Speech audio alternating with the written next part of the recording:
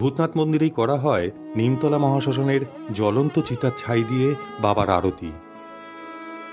নমস্কার বন্ধুরা, বিচিত্র বাঙালিতে তোমাদের স্বাগত। আজ শ্রাবণ মাসের শেষ সোমবার। আমরা চলেছি খাস উত্তর কলকাতার আহিতলায় অবস্থিত এক অনন্য প্রাচীন তীর্থভূমিতে, ভূতনাথ মন্দির।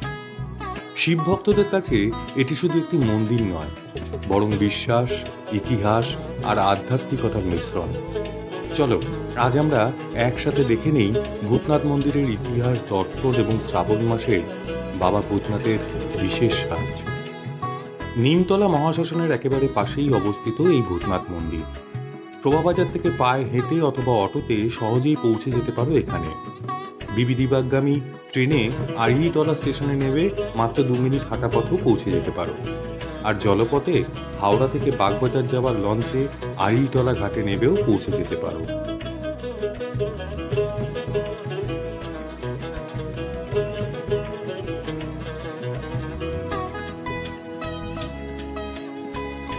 আহিতলা লঞ্চঘাট থেকে হাঁটতে হাঁটতে চোখে পড়ল শ্রাবণী মেলার হাট। বিভিন্ন দোকানে বিভিন্ন রকম পসরা সাজিয়ে বসে আছেন দোকানিরা। চলো চলতে চলতে আমরা ভূতনাথ মন্দিরের ইতিহাসটা বলে রাখি। ধর্মীয়, সাংস্কৃতিক এবং ঐতিহাসিক দিক থেকে ভূতনাথ মন্দিরের গুরুত্ব অপরিসীম।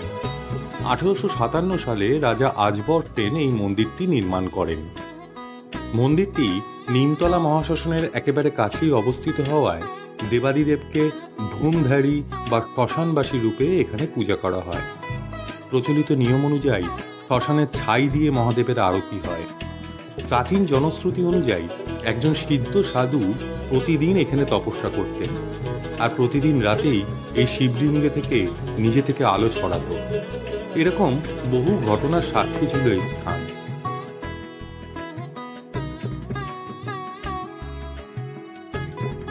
সামনেই চলছে সিদ্ধিদাতা গণেশের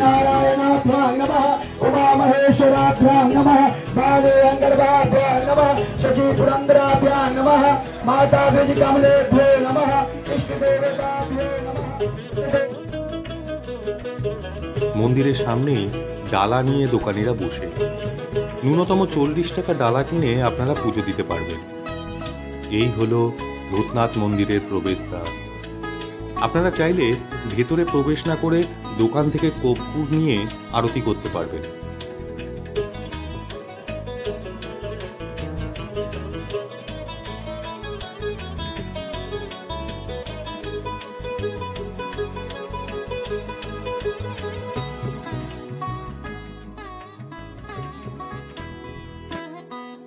আমরা ডালা নিয়ে ঢুকে পড়লাম ভেতরে।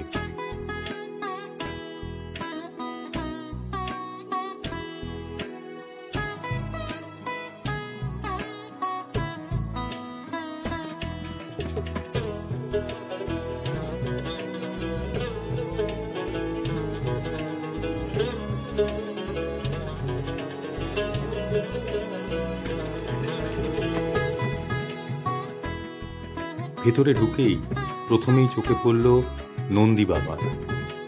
এরপর মূল মন্দিরের ঘরে প্রবেশ করতেই দর্শন করলাম দেবাদিদেব সত্যসুন্দর মহাদেব ভূতনাথ বাবা।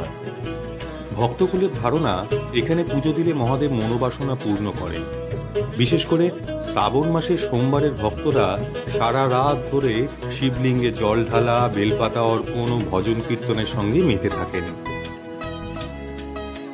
মন ভরে পুজো ও দর্শন করে যখন বেরিয়ে এলাম, মনের মধ্যে একটা পজিটিভ শক্তি অনুভূত হতে লাগলো, যেটা হয়তো ভাষায় প্রকাশ করা সম্ভব না। কথায় বলে শক্তি বিনে শিব নিরুপায়, অর্থাৎ শিব দর্শনের পর মায়ের দর্শন না করলে দর্শন সম্পূর্ণ হয় না। তাই মন্দিরের ঠিক বিপরীত দিকেই রয়েছে মা তারা বৈষ্ণোদেবী মন্দির। গেলাম সেখানে, অসাধারণ জায়গা।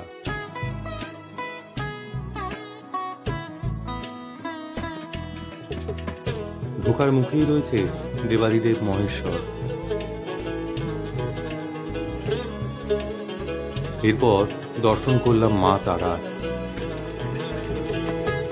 সবশেষে দুর্গামাতা বৈষ্ণোদেবী। কি অপরূপ রূপের 6টা মায়ের।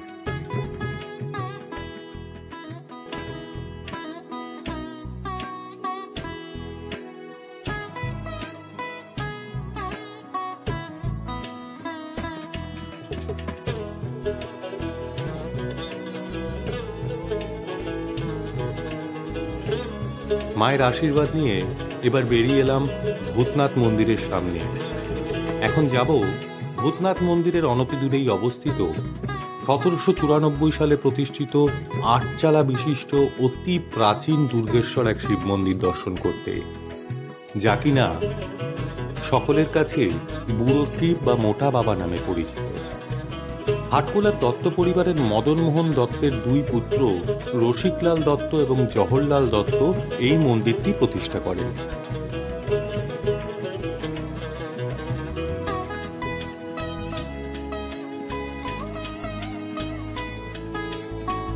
মন্দিরের ভেতরে রয়েছে প্রায় 10 ফুট উচ্চতার শিবলিঙ্গ।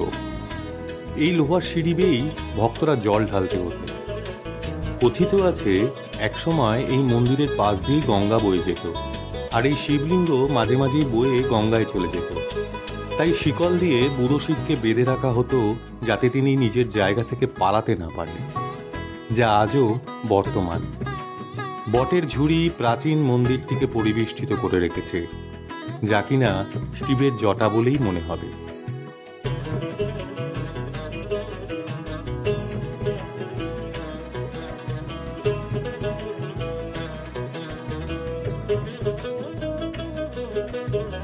আমরা যখন বেরোলাম তখন সন্ধ্যা হয়। রাস্তাঘাট দোকানগুলিতে জ্বলে উঠেছে আলো।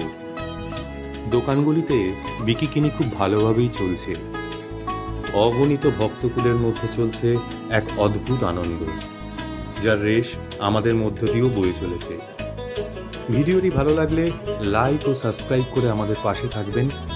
আজকের মতো এইটুকুই, দেখা হবে অন্য কোনো ভিডিওতে।